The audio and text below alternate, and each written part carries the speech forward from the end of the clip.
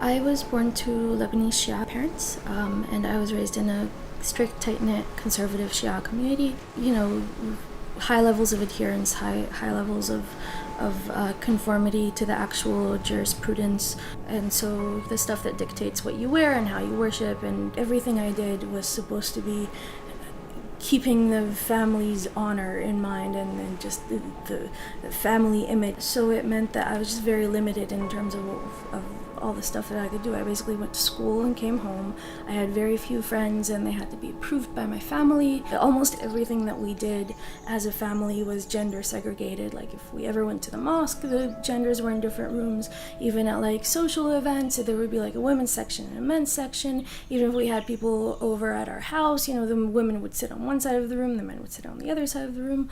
So it was just that type of upbringing where almost everything was designed around maintaining sexual purity. And I was raised basically based on the idea that I was going to be, my father's daughter until I became my husband's wife. Every single moment felt like trauma. It felt like I was being watched and controlled and manipulated all the time, and I couldn't do it anymore. So one day I just kind of packed up some of my things and I left. And, as soon as my family realized I was gone, they alerted Hezbollah. Being Shia, being from Lebanon, it basically means that you are from the demographic that Hezbollah feels themselves to be authorities over, and that they're like the arbitrators of everything that goes on in there. By the time I left Lebanon, I was 23, which means I was getting to be an old maid, and I hadn't had any suitors yet. So I started talking about going to grad school in the States, and eventually they kind of were on board with the idea. And they placed so many conditions on it, and I just wanted to get to the point where I was on American soil, because then I could do whatever, and I didn't want them to suspect anything, so I just said yes to no matter how ridiculous their conditions were.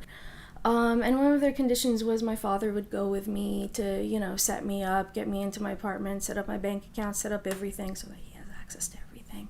And I said yes to that, and he came over with me to the States, and it was just by a day, it was just because he found out a couple of days after we got to the US. He got suspicious and he started looking through my computer. He installed this surveillance software that records your keystrokes, and but it was kind of too late because we were already in the US, and my father can't do the things here that he can do back home. So eventually he just kind of went back to Lebanon, and I did my own thing. I come from a community where hijab is mandatory, and it's a type of hijab that is not just, it's not reducible to a mode of clothing or wearing some cloth around your head. It's rooted in a modesty doctrine. It's rooted in a doctrine that privileges sexual purity almost over everything else. So for me, the hijab was, it was that I had to dress a certain way. I had to wear clothing that covered everything except for the hands and the face, and it was so strict that even if a bit of your wrist shows or this little underside of your chin shows, that would be considered haram. That's not proper hijab. There is so much focus and credence given to the voices of women who are frankly a very, very privileged minority to be able to voice their conviction and their affinity to the hijab. And that, I think that maybe makes people think that oh, we were wrong about this thing, and it's not an oppressive tool of the patriarchy, it's a thing that women actually like and want. The problem with that is anyone who has to wear hijab and doesn't like doing it, you're not going to be hearing from them. You're going to be hearing from the people who actually conform to their dominant cultural zeitgeist. You're going to be hearing from the women who are celebrated and uplifted when they speak about this because it's the way that their communities like and endorse the hijab spoken about. When I wore hijab and I didn't want to wear it, if someone had asked me if I liked hijab and if I thought it was wonderful, I would have said, oh yeah, go hijab, because I didn't have the choice.